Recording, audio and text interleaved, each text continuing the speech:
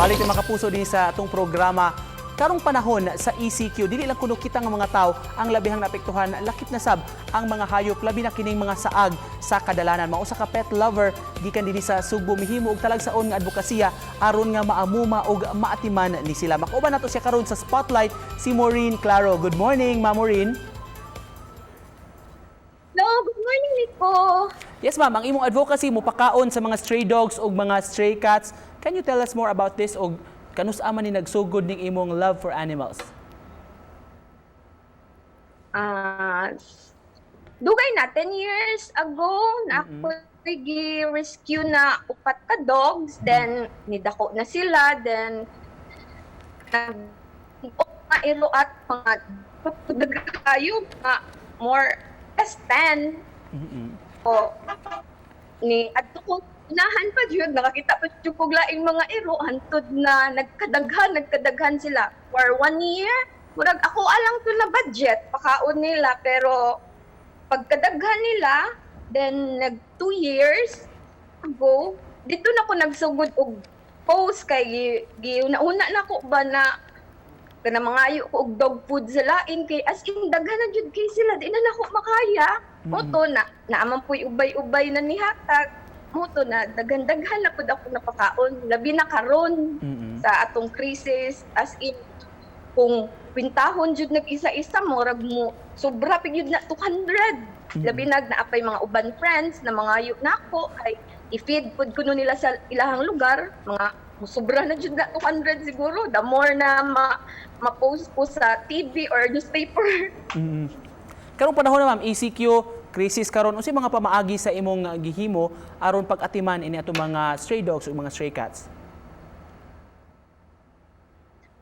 Labi na no sa Mandawi kay dako pud ko na area na gi-feedingan din na ang gibuhat nako kay murag dili man ko makaya sa isa ka adlaw na hatdan ako sila tanan.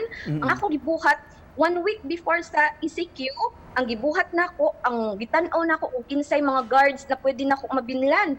Giamigo nako sila, gihatagag kapig, gihatagag biskwit para mosugot sila na mabinlan ako dog food kay uban kaya guard mga walay pake, pero pagka istorya nako nila, kasabot nako nila na tao, parihara na sa tao ang iro gutumon pud na. So, warag nakasabot sila nako, gidawat nila ang mga dog food na akong gibilin nila, mga cat food, ana niya. Nangutan ako nila. Hatdan gid sa. Ma'am, ang uban siguro karong panahon na labi na panahon sa krisis murag di ra gyud manumbaling sa mga hayop or mawad-an ra siguro og pakabana. Unsa imong matambag kanila ma'am sa mga tao? Sa mga tao na wala na nagpakabana sa mga iro. Napoy uban tao ba na kanang masking gamay lang gud na pagkaon maihatag nila, maidalit nila. Dili man na mag-ask og sobra-sobra na pagkaon ang mga iro. Malipay na sila kung hatagan nimo gamay. At least man lang, labi na karong panahon na makatunol ta nila gamay na pagkaon, tubig, o labi na ng uban owner bitaw na unta di nila pagman ilang iro aron dili mamahimong stray. Ang imong efforts karon mostly naaman gyud sa mga hayop, mga stray animals.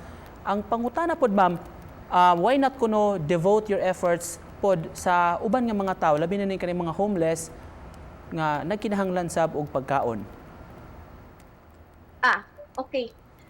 Nico, ang mga tao is kabarula pud na sila mangitag paagi na mabuhi sila no.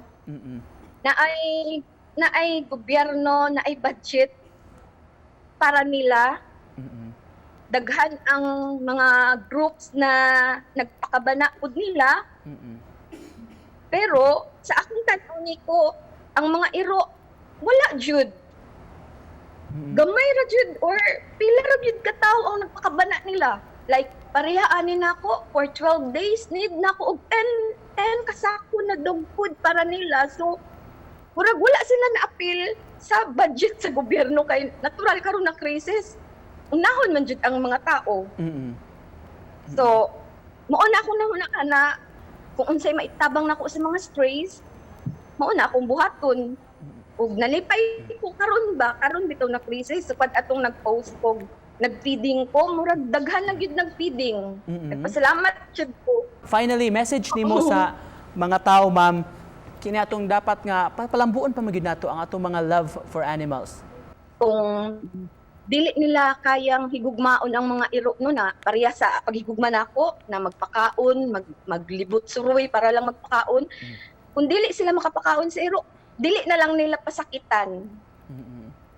O para pud sa katong kanang makaingon na gusto sila mo feeding, pwede ra mo dili maatuglayo mag-feeding, pwede ra sa inyong lugar. Tubig lang o gamay na pagkaon, pwede ipagawas inyo ha. Feeding na pud na sa mga strays. Thank you so much. Dalaygon jud kayo ang imong kausa. Thank you so much for spending time with us this morning. Ma'am Maureen Claro, gikan sa Lapu-Lapu City. Iko.